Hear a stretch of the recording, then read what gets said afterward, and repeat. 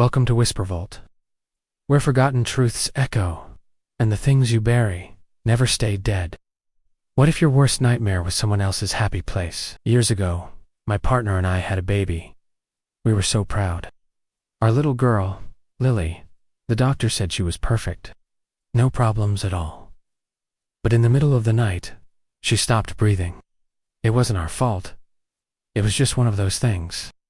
They tried to bring her back, but it was too late. I'm DCI. I've been with the Liverpool Force for 20 years. I've seen some terrible things. Stabbings, overdoses, dead kids.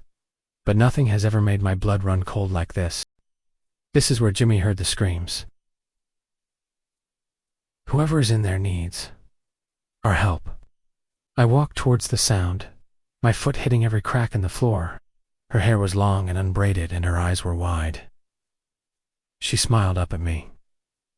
Are you lost? What did you think you were doing, letting her die? She was barefoot and dressed in a nightgown. The smile widened, revealing teeth that were far too sharp. Let's go see what's down here. The stench was stronger.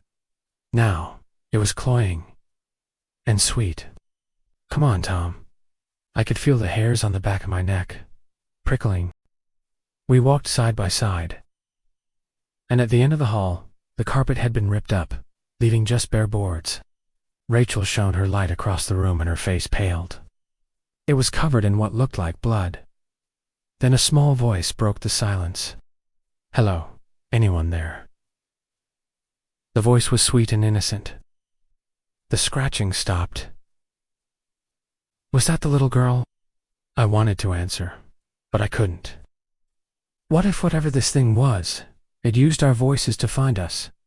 Silence descended once more. Then the voice started again. Closer now. Hello. Can you hear me? Please, please, help me. She stepped closer and I recoiled. She tilted her head. Why are you scared? She asked me. The hallway stretched out before me, but it wasn't the same. I struggled to breathe. Then I saw the little girl. It was different somehow. The walls were closing in. She was standing at the end of the hallway, beckoning me forward. She was smiling. I stood up and walked towards the sound. Rachel grabbed my arm. She wanted me to follow her. I had to get to her. I crawled towards the door, but as I touched it, it vanished, revealing only endless darkness. And now I was trapped with them. Doors opened behind me, revealing places I hadn't seen in years. My old flat, the hospital room where Lily was born, the funeral home where I said goodbye to her. I realized then that this place fed on grief. It lured people in with their pain and their regrets. But the building didn't care. It had waited for me for 15 years. It wasn't going anywhere. This is your host. Thanks for watching. To keep these stories coming, stay tuned for more. It gave them what they wanted most, their lost loved ones. I wanted to tell her that she wasn't alone, that I was with her now, but it was a cruel trick. These people would never be truly happy. They were trapped forever in their pasts. I wanted to tell her that she didn't understand, that she was dead, but the words wouldn't come out. She stepped closer, and I could see her face. She was smiling. She was beautiful. It was pale and gaunt, her eyes hollow. She was dead. She'd been dead for 15 years. I knew what this room was. I just didn't know I'd remembered. The scratching stopped. I was in Lily's room. I choked on the words. But the words wouldn't come out. She was slipping away. I watched as she faded into the darkness. Then she was gone. Toys lay scattered on the floor. A teddy bear sat on the windowsill. And on the wall hung a picture of Lily and me. How could I have forgotten? How could I have let her die? The guilt was unbearable. The scratching followed me everywhere. Always close. But I never saw the little girl. I had to get to the end of the hallway. I just knew it. It looks like someone or something crawled through it. Be careful, Tom. I know. I won't be long. I promised her. Then I began to walk. Still nothing. "I don't think it works in here," Rachel said. But as I turned to go, I heard the little girl's voice behind me. "Help me." I spun around and saw a pair of feet.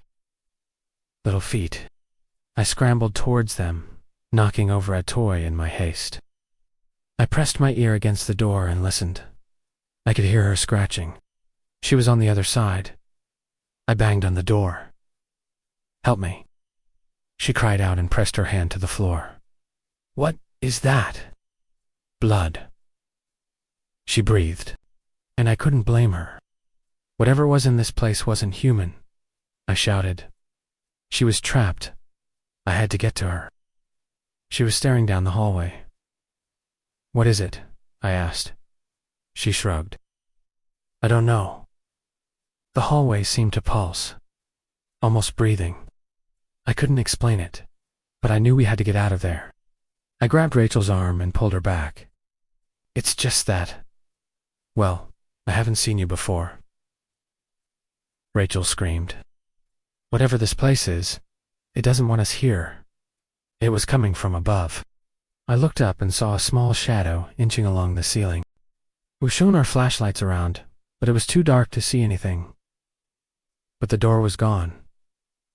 In its place was a wall. Rachel tripped over something and fell. Her flashlight flickered and died. Mine was the only light in the room. I shone it on the floor and gasped. It was covered in blood, hundreds of tiny scratches. Rachel was sobbing. She was terrified. It was shaped like a child. It paused and turned towards us. I wanted to scream, but no sound came out. The little girl stood directly above us. Her eyes burned into me. Then she dropped to the floor. I stared at the spot where she'd been. "Where did she go?" I asked. Rachel shook her head. She didn't know. One drawing showed a stick figure hanging from a tree. I pulled her towards the door. "We have to get out of here." The boards had sealed up the opening. "We're trapped," I realized in horror. I said. She took a step closer and suddenly vanished. The voice was my own, coming from inside my head. It must have been stress. We were sleep-deprived. My wife and I were fighting. All I could think about was getting rid of her. "Get rid of the baby," I muttered. My driver parked up and me and my new partner, Detective Sergeant Rachel Tresize, got out. I needed to get out of there. This place was giving me a bad feeling. Rachel shone her light inside and I peered over her shoulder. Empty. Where had the sound come from? I couldn't be sure. I told Rachel to check out the other rooms while I checked this one. But the stench of damp and decay was real enough. So was the chill that suddenly enveloped me. I pushed past the door and onto the next landing. Here the graffiti was worse. Fingernails clawed into the paint. Another showed a child being chased by a monster. I felt uneasy. I wished I'd never come here. But once inside, my radio crackled again, louder this time. The voice was clear. "You let her die." The voice was mine. I could feel the shame of it deep within me. I wanted to explain, but there was no one to convince. Apparently, Jimmy had heard noises coming from inside the building. Voices, and what sounded like screams. I was talking to the doctors after Lily died. They said it was an accident. The monitor picked up an arrhythmia, then it just stopped. There was nothing we could have done. "I need to get out of here," I said to Rachel. But before I could reach the door, a voice broke the silence. He'd come to tell us himself, but we'd beaten him to it. "Where do you think they went?" "Jimmy," I asked him. "Don't know, mate. That's why I come to tell you." Me and the lads fancied a nosy. See what was going on? You know, that's how I ended up here. "Well, thank you anyway. You've been a big help. Let's go." Rachel was eager to make a name for herself. She didn't look convinced when she saw what we were dealing with. I spun around and walked back. What the hell? The stairs creaked under my weight, and Rachel followed close behind me. My radio crackled. I pulled it closer so I could hear what was being said.